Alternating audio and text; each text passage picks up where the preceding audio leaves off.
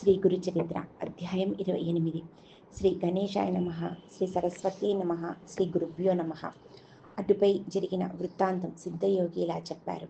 శ్రీగురుడు ఆ చండాలునితో, నాయన, ఏ పాపాల వలన ఎలాంటి అధోగతి కలుగుతుందో చెబుతాను విను.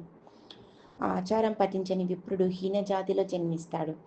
తల్లిదండ్రులను, గురువులను, కులస్త్రీని, కులదేవతలను, సత్యమును, అహింసను విడిచిన వారు, కన్యాశుల్కం తీసుకునేవారు, అనాచారులతో సాంగత్యం చేసేవారు, తల్లిదండ్రులను, బిడ్డలను, ఆవులను, దూడలను విడదీసిన వారు, భగవంతునికి అర్పించకుండా ఆహారం తీసుకునేవారు, అతిథులను సేవించని వారు, సద్బ్రాహ్మణులను దూషించిన అయోగ్యులను గౌరవించేవారు, ఇతరుల భూమిని అపహరించేవారు, తమ గురువులను, యజమానులను ద్వేషించేవారు, నమ్మక ద్రోహం చేసిన వారు, గంగాది తీర్థాలను నిందించేవారు, శ్రద్ధాది కర్మలను చేయని వారు, శాస్త్రం తెలియకుండానే వైద్యం చేసేవారు, శుద్ధమైన వేద మార్గం విడిచి మంత్రప్రయోగం చేసేవారు, గురువు అంటే మానవుడేనని చెప్పినవారు, తప్పులెంచేవారు, గురునిందని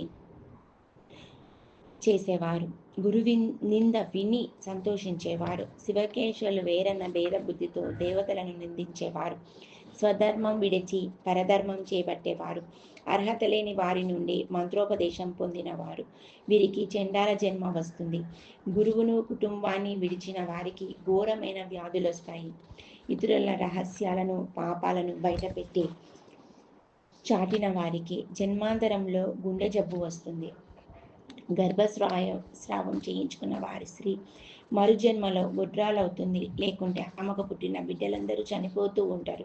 ధర్మశాస్త్రము, పురాణము వినని వారికి గుడ్డితనము, చెవుడు వస్తాయి. పతితులతో స్నేహం చేసిన స్త్రీ గాడిదగాను, బ్రహ్మహత్య వలన క్షయరోగము, ధర్మ విరుద్ధమైన రతి వలన కుష్ఠరోగము, నమ్మక ద్రోహం వలన అన్నద్వేషము, అజీర్ణము కలుగుతాయి. ఇతరుల సేవకుల మనసులను విరచి వారి చేత తమ సేవ చేయించుకునే వారికి చెరసాల ప్రాప్తిస్తుంది. పుణ్యకార్యాలను నిరసించేవారు, వారి మాటలను నమ్మిన వారు,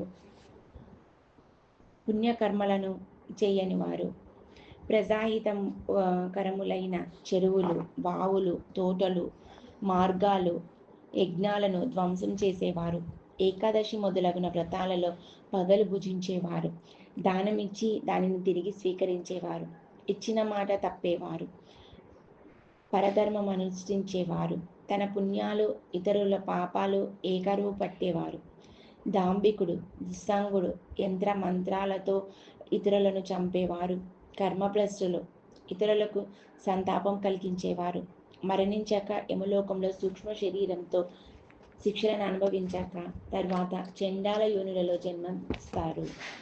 నామధారకుడు: స్వామి, నాకొక సందేహం ఉన్నది, కానీ కథకు అంతరాయం అవుతుందని అడగటానికి సందేహిస్తున్నాను అన్నాడు. సిద్ధుడు: నీవు అలా అడగటం వలన కలిగే అంతరాయం కంటే మనసులోనే సందేహం వలన నీ శ్రద్ధ చెల్లించే ప్రమాదమే ఎక్కువ, కనుక సందేహం నివృత్తి చేసుకోవడమే శ్రేష్టం అన్నాడు.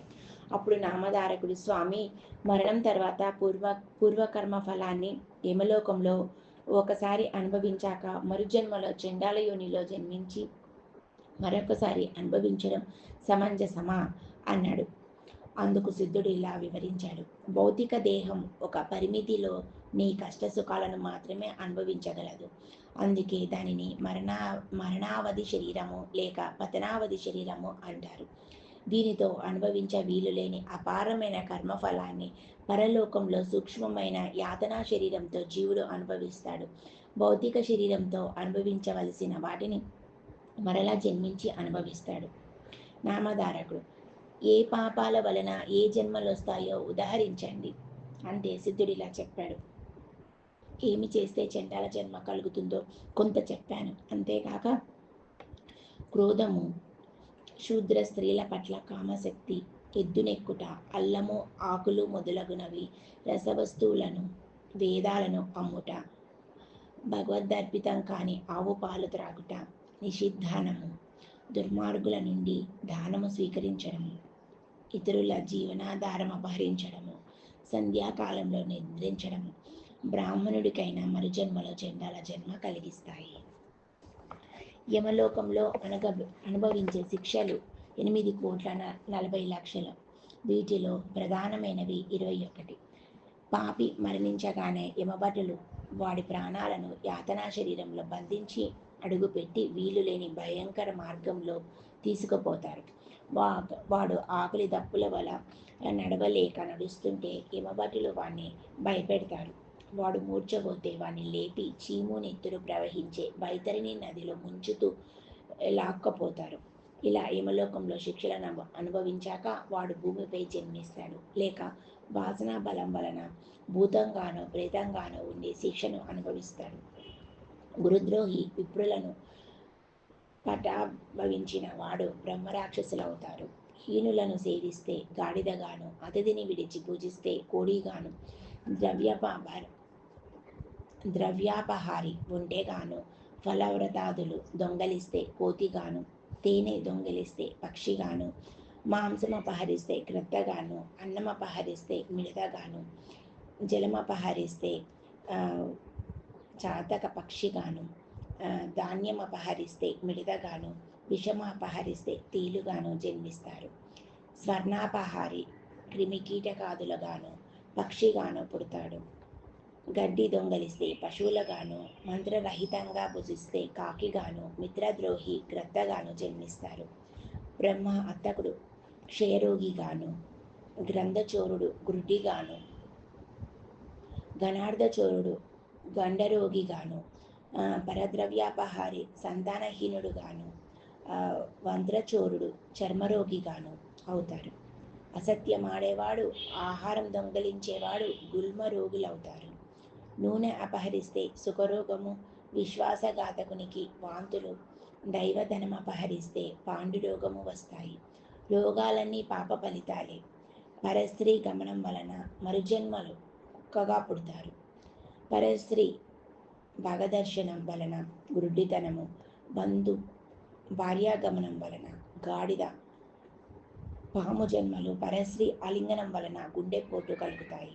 నామధారకుడు శ్రద్ధగా విని, స్వామి, ఇది వరకు తెలిసో తెలియక పాపం చేస్తే దానిని పోగొట్టుకునే ఉపాయమే లేదా అన్నాడు. అందుకు సిద్ధుడు, త్రివిక్రమ భారతికి కూడా ఈ సందేహమే కలిగింది. ఆయన అడిగితే శ్రీగురుడు ఇలా చెప్పారు. నాయనా, నిజమైన పశ్చాత్తాపమే అందుకు మొదటి మెట్టు. అటు తర్వాత వెనక తాను ఆ చేసిన పాపానికి ప్రాయశ్చిత్తం చేసుకొని తప్పును సభలో ఒప్పుకొని సభ విధించిన శిక్షలను భవించాలి. తగిన కృష్ణాది వ్రతాలు ఆచరిస్తే పాపం నశిస్తుంది. అలా చేయని వాడు తగిన శక్తి లేకుంటే గోదానం వలన కానీ, లేక గోవు యొక్క వెలను దానం చేయడం వలన కానీ పాపం పోతుంది. 10 స్నానాలు, 200 ప్రాణాయామాలు, సువర్ణ దానాలు వలన కొంత పాపం నశిస్తుంది. సద్గురు సేవ వలన మాత్రం మహాపాపాలు కూడా మటుమాయమవుతాయి. అంతటి సాధనము ఇంకొకటి లేదు. ప్రజాపత్య కృత్యం అంటే మొదటి 3 పగళ్ళు, తర్వాత 3 రాత్రుల యందు మాత్రమే భుజించాలి. తర్వాత 3 రోజులు ఆయాసితంగా వచ్చినదే భగవత్ప్రసాదంగా తింటూ ఉపవసించాలి. మరి 3 రోజులు పూర్తి ఉపవాసం చేయాలి. 10,000 గాయత్రి జపము, అందులో 10వ వంతు గాయత్రి హోమము చేసి 12 మంది బ్రాహ్మణులకు భోజనం పెట్టి గోదానం కానీ, లేక గురికించ ఎత్తు బంగారం కానీ దానం ఇవ్వాలి. శుక్ల పౌర్ణమి నాడు 1 ముద్దతో మొదలుపెట్టి పౌర్ణమి వరకు రోజుకొక ముద్ద పెంచుకుంటూ రావాలి. పౌర్ణమి నాడు 15 ముద్దలు భుజించాక మళ్ళా 1 ముద్దతో తగ్గించుకుంటూ వచ్చి అమావాస్య నాడు ఉపవసించాలి. ఇలా చంద్రకళలను అనుసరించి భుజించడం చంద్రాయన వ్రతం. అసలు పగలు 12, రాత్రి 15 ముద్దలు తీసుకొనడమే ఆరోగ్యానికి మంచిది. స్వల్ప భోజనమే లేక పాలు మాత్రము మాంసం సేవిస్తే పాపశుద్ధి కలుగుతుంది. మారేడు దళాలు, రావి మండలం, పద్మాలు మొదలగునవి నీటిలో వేసి స్నానం చేస్తే కొంత పాపం నశిస్తుంది. గంగా స్నానమని, రామేశ్వరంలో సముద్ర స్నానము, పుణ్యక్షేత్రంలో అనుష్ఠానము వలన కూడా పాపాలు నశిస్తాయి. 1,00,000 గాయత్రి జపం వలన మద్యపాన దోషము, 1,00,000 గాయత్రి జపం వలన బ్రహ్మహత్యా పాపము, 7 లక్షల జపం వలన స్వర్ణం దొంగలించిన మహాపాపము పోతాయి. సర్వ పాపనాశనానికి పాప మానసూక్తం 610 ఇంద్రమిత్రములను 2 సూక్తులతోనూ కస్యసూన మనే శునశేఫ సూక్తాలతోనూ షన్న ఇంద్రాగ్ని అనే శాంతి సూక్తాలతోనూ త్రిసువర్ణం పౌరుషం నాచికేతం ఆగమర్షణం అనే సూక్తాలతోనూ 6 నెలలు వేద పారాయణం చేస్తే మహాపాపాలు కూడా తొలగుతాయి.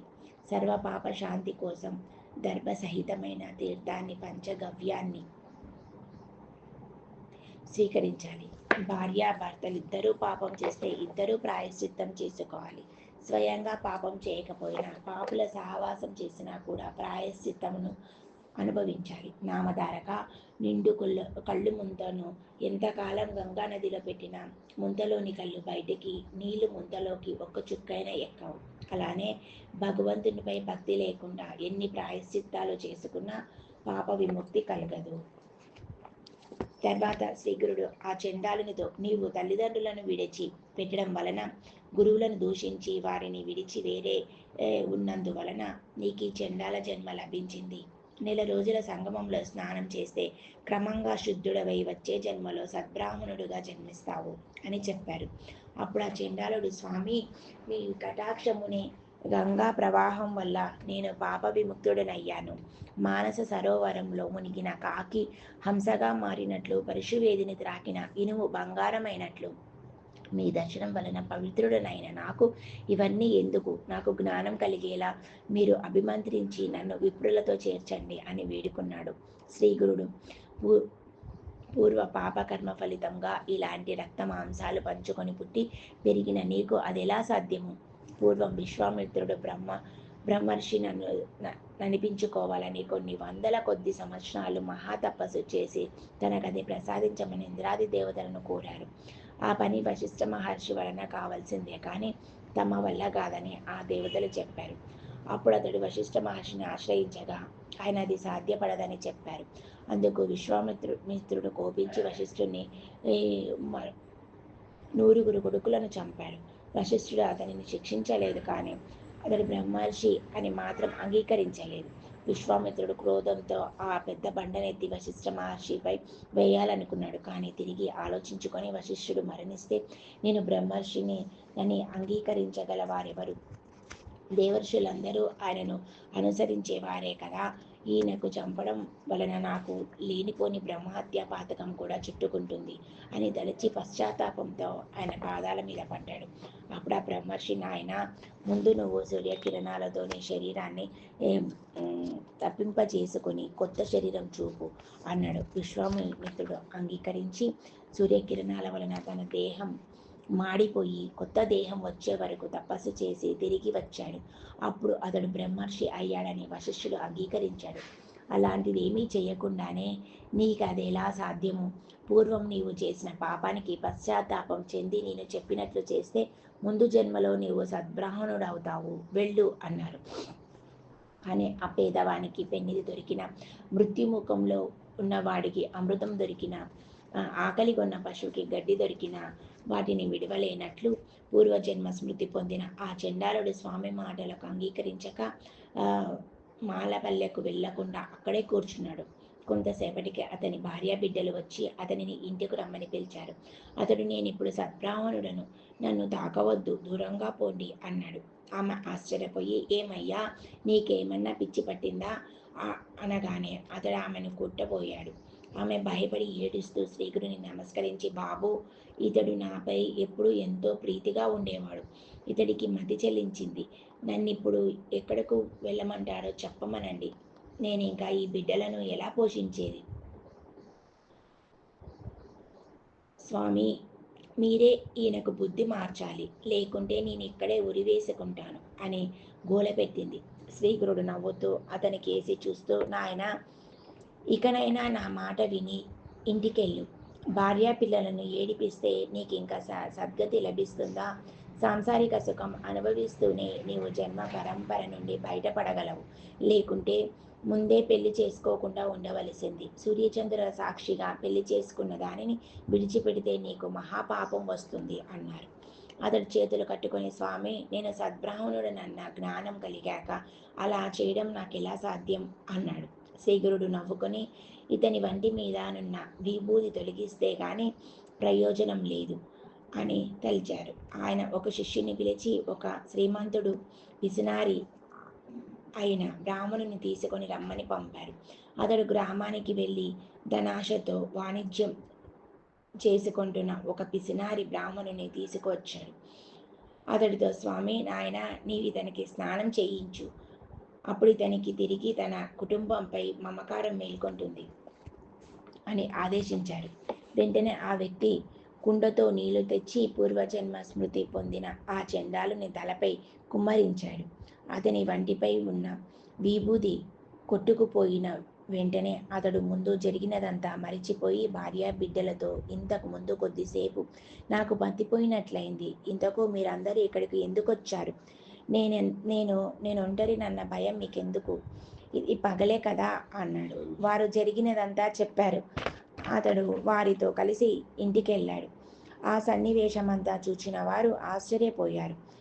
అదంతా చూచి విస్తుపోయిన త్రివిక్రమ భారతి, స్వామి, మీరు అతనికి ప్రసాదించిన జ్ఞానం క్షణంలో ఎలా పోయింది అని అడిగారు. శ్రీగురుడు నవ్వి అతడికి ఆ భస్మం వలన జ్ఞానం కలిగింది, అది కడిగివేయగానే తొలగిపోయింది. భస్మ మహిమ అలాంటిది కాబట్టే శివుడు దానిని ధరిస్తాడు. దానికి తోడు ఆ భస్మానికి మహత్యుల స్పర్శ ఉంటే మరింత ప్రభావితమై బ్రహ్మ జ్ఞానాన్ని కూడా ప్రసాదించగలదు అన్నాడు. అప్పుడు త్రివిక్రమ భారతి భస్మ మహిమ గురించి వివరించవలసిందిగా శ్రీ గురుని ప్రార్థించారు. శ్రీ దత్తాయ గురువే నమః. శ్రీ శ్రీపాద శ్రీ వల్లభాయ నమః. శ్రీ నృసింహ సరస్వత్యై నమః. ఓం శ్రీ గురుదేవ దత్త.